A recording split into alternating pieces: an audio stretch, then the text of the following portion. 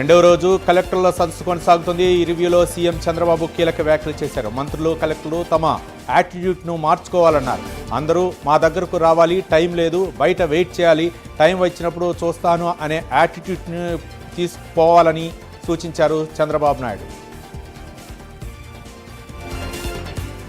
AP వ్యాప్తంగా YCP 16వ ఆవిర్భావ దినోత్సవ వేడుకలు ఘనంగా నిర్వహించారు. తాడేపల్లి వైసీపీ కేంద్ర కార్యాలయంలో మాజీ CM YS Jaganmohan Reddy party జెండాను ఆవిష్కరించారు.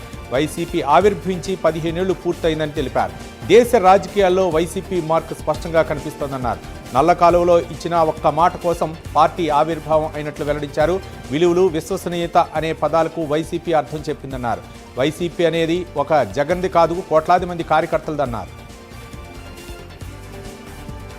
ఇక ఫైళ్ల క్లియరెన్స్ పై మంత్రులకు సీఎం చంద్రబాబు నాయుడు రేటింగ్ ఇచ్చారు. ఫైళ్ల క్లియరెన్స్ లో మొదటి స్థానంలో అచ్చెన్నాయుడు, చివరిలో వంగలపూడి అనిత నిలిచారు. అచ్చెన్నాయుడు త్వరగా వరుసగా నిమ్మల, కొండపల్లి, డిప్యూటీ సీఎం పవన్ కళ్యాణ్ ఉన్నారు.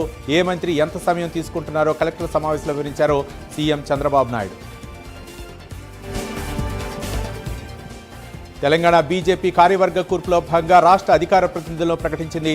27 మంది అధికార ప్రతినిధులు, 13 మంది మీడియా ప్యానలిస్టులు, 23 మంది స్టేట్ సెల్ కన్వీనర్లను బీజేపీ రాష్ట్ర అధ్యక్షుడు రామచంద్రరావు ప్రకటించారు. నెల్లూరు జిల్లా వింజమూరు పట్టణంలోని పాత బస్టాండ్లో వైసీపీ నేతలు పార్టీ ఆవిర్భావ వేడుకలు నిర్వహించారు. దివంగత నేత మాజీ సీఎం రాజశేఖర రెడ్డి విగ్రహానికి పూలమాలలు వేసి నివాళులర్పించారు. అనంతరం జెండా ఎగరవేసి కేక్ కట్ చేసి సంబరాలు జరుపుకున్నారు. వైసీపీని స్థాపించి 15 ఏళ్లు పూర్తయి 16వ సంవత్సరంలోకి అడుగుపెట్టిందన్నారు.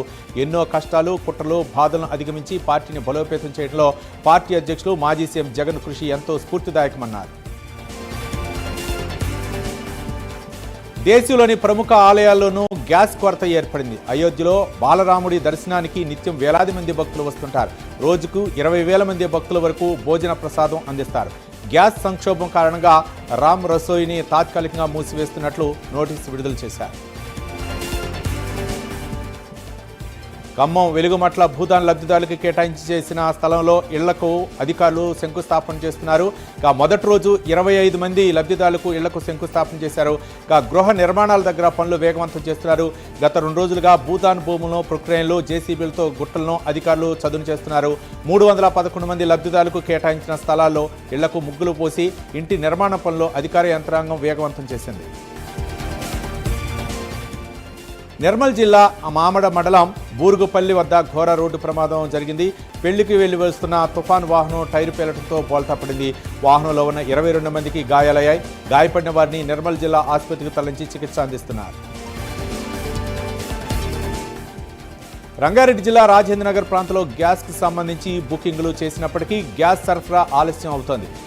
కన్జ్యూమర్ బుకింగ్ అయిన తర్వాత గ్యాస్ సరఫరా రాకపోవడంపై అగ్ని Dhvaj India gas service Chintalmet గోదాంలో ప్రజలంతా బారులు తీరారు. పశ్చిమాసియా యుద్ధ మేఘాల మధ్య అత్యంత ఉత్కంఠ నెలకొన్న హర్ముజ్ జలసంధిని 2 భారత వాణిజ్య నౌకలు సురక్షితంగా దాటాయని తెలుస్తుంది.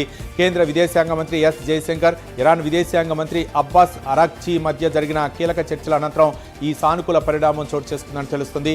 యుద్ధ ఉద్రిక్తతల వల్ల ఈ జలసంధి గుండా ప్రయాణం అత్యంత ప్రమాదకరంగా మారిన తరుణంలో భారత్ జెండాలు ఉన్న నౌకలకు ఇరాన్ ప్రభుత్వం ప్రత్యేక భద్రతా భరోసా కల్పించింది. ఈ దౌత్యపరమైన ముందడుగుతో భారత్కు అందే ముడి చమురులు, ఎరువులు సరఫరా ఎదురైన అతిపెద్ద అడ్డంకి తొలగిపోయింది.